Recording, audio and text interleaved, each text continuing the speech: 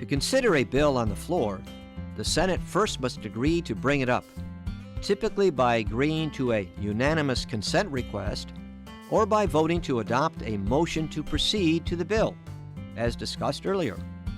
Only once the Senate has agreed to consider a bill may senators propose amendments to it. Perhaps the modern Senate's defining feature is the potential difficulty of reaching a final vote on a matter. Most questions that the Senate considers, from a motion to proceed to a bill to each amendment to the bill itself, are not subject to any debate limit.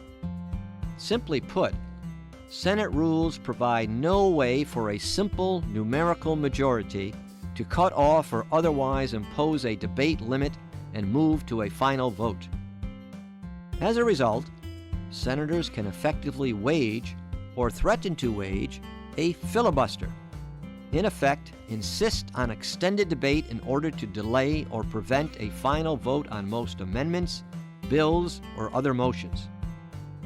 In addition, Senate rules provide few options to comprehensively limit the amendments proposed to a bill. Unlike the House, for example, under most circumstances, amendments in the Senate need not be germane, and amendments sometimes involve subject matter unrelated to the bill in question. This can lead to a much more wide-ranging and less predictable floor debate than typically occurs in the House. Senate Rule 22, often called the cloture rule, does allow a supermajority to limit debate on a bill, amendment, or motion. In addition, in the case of a bill, cloture limits the amendments that can be offered. Supporters of, for instance, a bill under floor consideration can file a cloture motion, signed by at least 16 senators. 2 days of session later, senators vote on the cloture motion.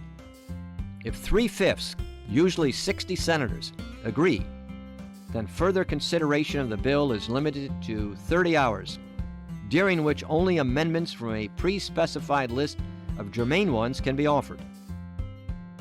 After this final period of consideration, the Senate will take a final vote on the bill. This final vote requires only a simple majority for approval.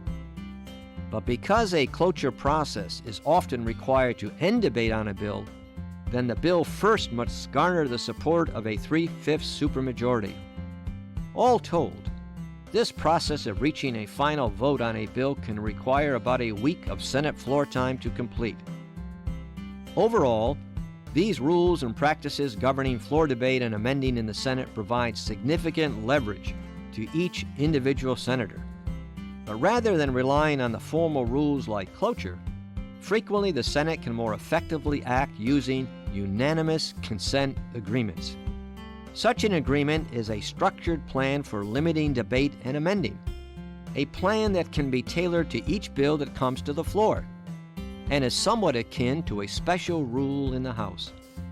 Through the use of these unanimous consent agreements, the details of which all senators have agreed upon, the Senate can more effectively process its business while protecting the procedural rights of each of its members. While many votes are conducted by voice, a recorded vote is required in some cases and is often requested by senators in others. Unlike the House, the Senate does not have an electronic voting system. Recorded votes are conducted through a call of the roll of the senators.